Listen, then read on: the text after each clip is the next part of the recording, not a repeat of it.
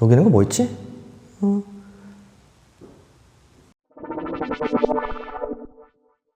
안녕하세요, 권쌤입니다. 오늘은 피부학 보실게요. 표피, 진피. 위에 있는 부분이 표피예요. 밑에가 진피. 여기는 피하 조직입니다. 자, 피부가 뭐죠? 피부는 내 이 표면에 다 덮고 있는 이 머리카락부터 발끝까지 덮고 있는 가장 밖에 있는 조직을 피부라고 합니다. 근데 이 피부는 층이 있어요. 피부에서 외부 부분을 덮고 있는 부분은 표피라고 하고요.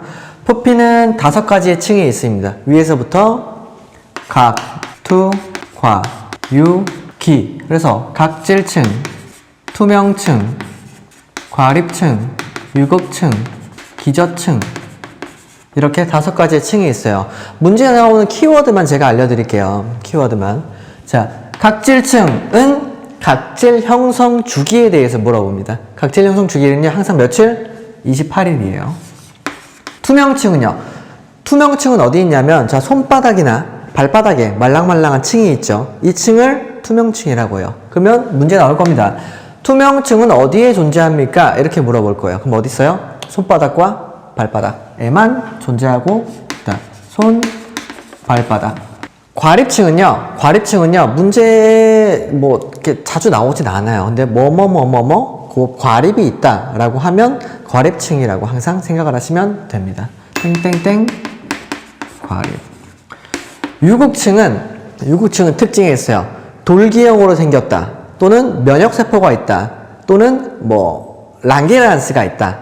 기저층은 문제의 그 비중상 가장 많이 출제가 되고 있어요. 기저층 같은 경우엔 세포가 형성되는 층으로서 각질 형성세포 그리고 멜라닌 형성세포 이 2가지의 세포가 존재하고 있습니다. 그리고 머켈 세포라는 게 존재하고 있는데요. 머켈이 뭐냐면요, 머켈은 촉각을 느끼는 촉각세포입니다.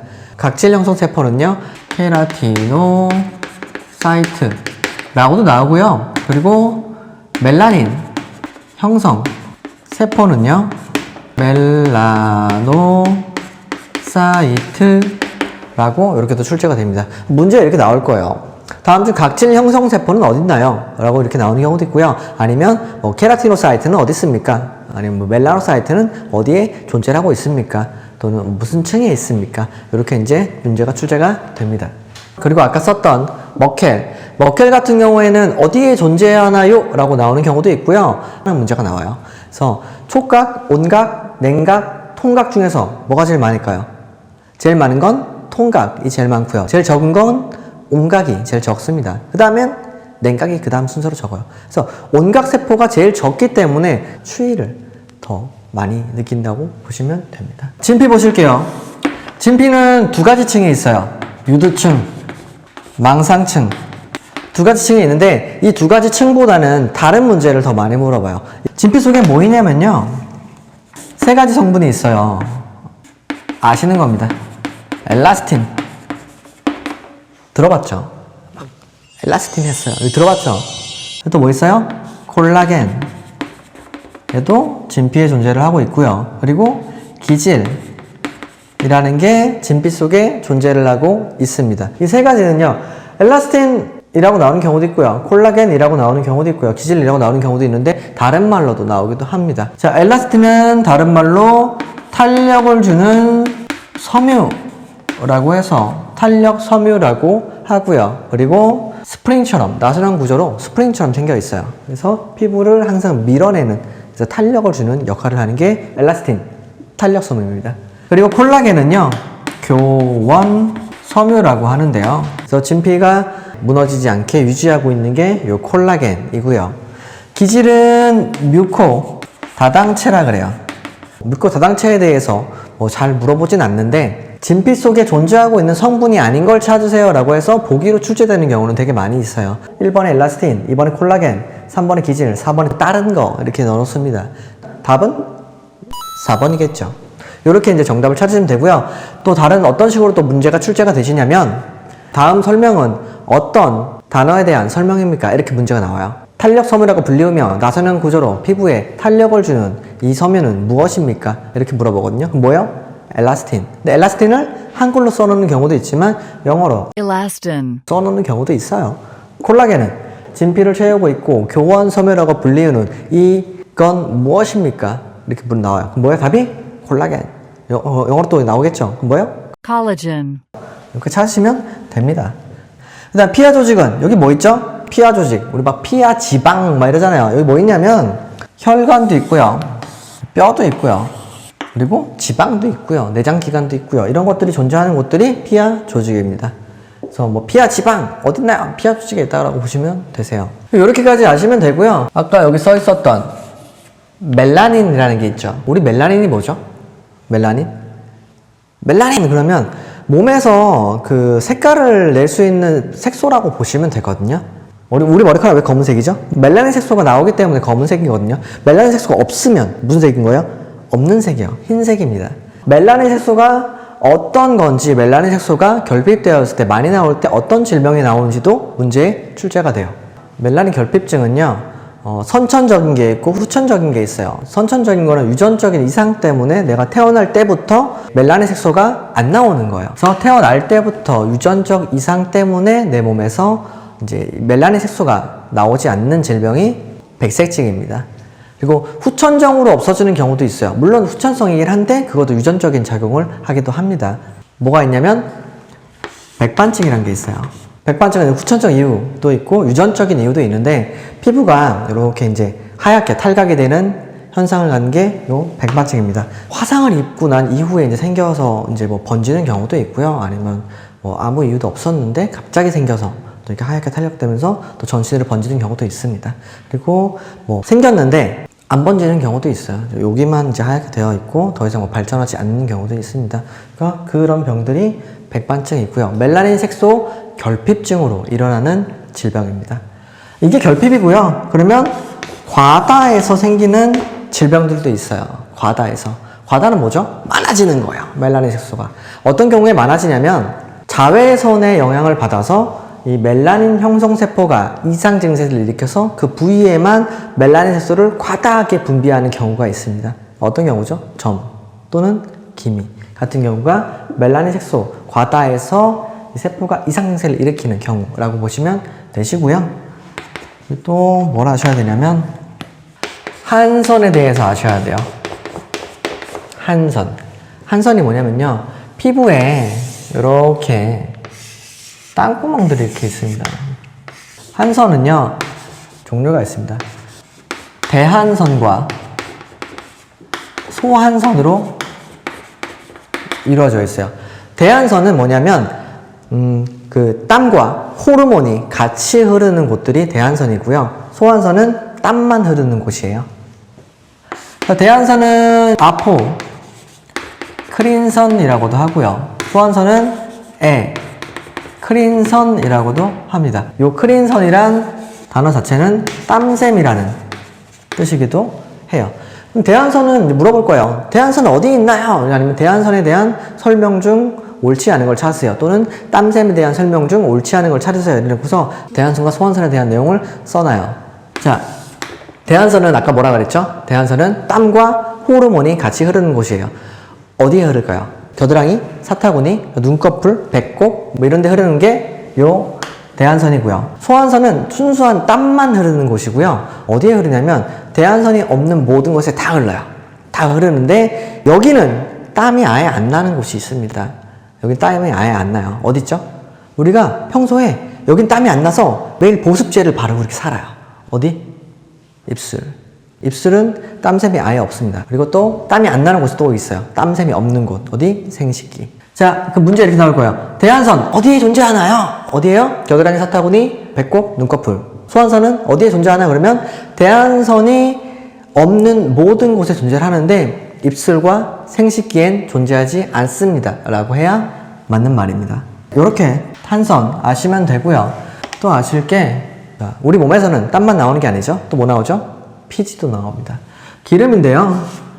피지는요, 두 가지만 아시면 돼요. 피지를 나오게 하는 호르몬이 뭔지, 그리고 피지가 하루에 몇 그램 나오는지, 까지만 아시면 됩니다. 자, 피지는요, 하루에 1에서 2g 분비를 합니다. 어디서? 전신에서 다 1에서 2g 정도 분비가 되고요. 그리고 피지선을 나오게 하는 호르몬의 이름은 안드로겐이라는 호르몬이에요. 나오게 하는 호르몬도 있으면 억제하는 호르몬도 있겠죠. 억제하는 호르몬은 에스트로겐이에요. 에스트로겐은 여성 호르몬이죠. 문제가 나올 때 안드로겐이랑 에스트로겐을 잘 섞어놓고 문제를 내요. 억제인지 분비를 하게 하는 건지 이걸 잘 구분해서 찾으시면 됩니다. 피부에 이렇게 음악이 있지요. 음악의 pH를 아셔야 돼요. pH가 뭐죠? 산도를 측정하는 그냥 수치거든요. 수치. 그래서 1에서 14까지 놓고 1에서 7까지는요 산성, 7은요 중성, 7에서 14까지는 알칼리성 이라고 합니다. 산성! 우리 산성 물질 뭐 있죠? 뭔가 녹이는 거. 녹이는 거 뭐 있지?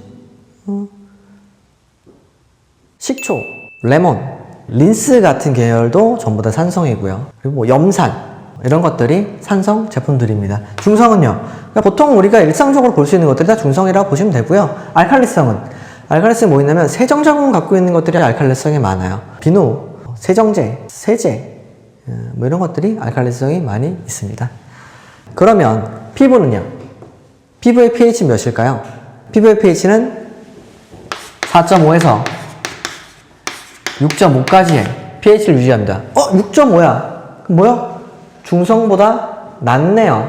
그럼 뭐죠? 산성이에요. 산성인데 피부는요 6.5까지 4.5에서 6.5까지 밖에 안 되다 보니까 아주 약한 산성이다. 그래서 약산성이라고 부릅니다. 그래서 피부는 4.5에서 6.5까지 있는 범위를 찾으시면 되고 약산성이다 로 기억을 하시면 되고요. 머리카락은 자 머리카락이 이렇게 있겠죠. 털도 있을 거고요. 머리카락의 pH는 피부보다 pH가 조금 더 낮아요. 4.5에서 5.5의 pH를 유지하고 있습니다. 그럼 질문, 피부는 대체 왜 중성도 아니고 알칼리성도 아니고 산성으로 왜 피부를 유지하고 있을까? 왜냐면 외부에 있는 세균들이 들어왔을 때 그걸 막기 위해서 약간 산성을 유지하는 거예요.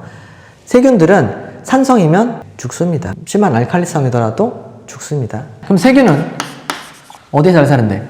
6에서 8의 pH에 잘 삽니다. 물론 이거보다 낮아도 사는 놈들도 있고요. 이거보다 높아도 사는 놈들도 있어요. 근데 일반적으로는 6에서 8 정도에서 가장 잘 산다라고 보시면 됩니다.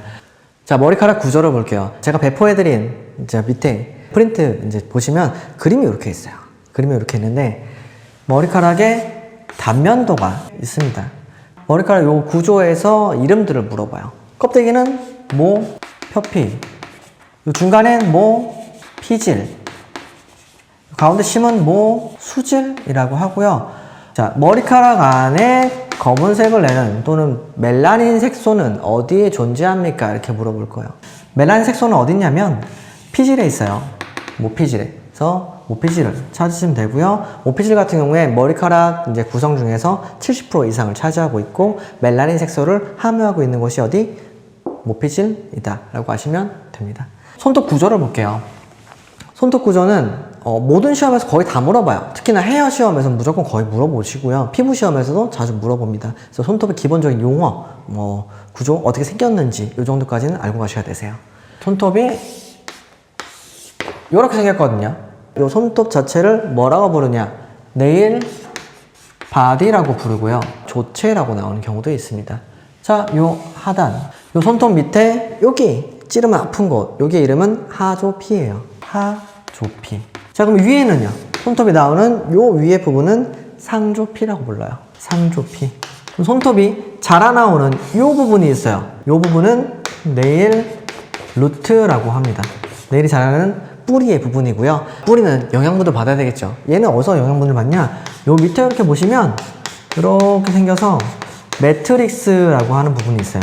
그래서 매트릭스에서 네일에 산소나 영양분을 받을 수 있는 게 요 매트릭스입니다. 그리고 요 네일 바디가 올려져 있는 이 부분은 베드라고 하고요. 그리고 위에서 볼게요. 이렇게 보면 손톱 위에 이렇게 반월 부분이 있죠. 요 이름이 뭐죠? 반월이죠. 네. 아니지. 번호 맞나? 영어로는 룰, 루, 나라고 합니다. 그리고 손톱 옆에 이 부분은 내일, 월이라고 하고요. 이 손톱 앞에 있는 이 부분은 우리가 손톱을 자르거나 뭐 쉐입 잡거나 조절할 때 쓰는 부위고요. 여기는 자유연이라고 합니다. 영어로 Free ash. 라고 합니다. 여기까지 아시면 일단은 뭐 피부, 손톱, 머리카락 구조, 땀샘, 뭐 멜라닌 색소 뭔지, 그리고 촉각세포 어디 있는지 이 정도는 알고 가시면 되시고요. 여기서 보통 4-5문제 정도 출제가 됩니다. 키워드만 제가 알려드렸어요. 그래서 꼭 밑에 다운로드 받으셔서 자세하게 보시고요. 그리고 책도 꼭 한번 읽어보시고 시험에 가시면 좋겠습니다. 감사합니다.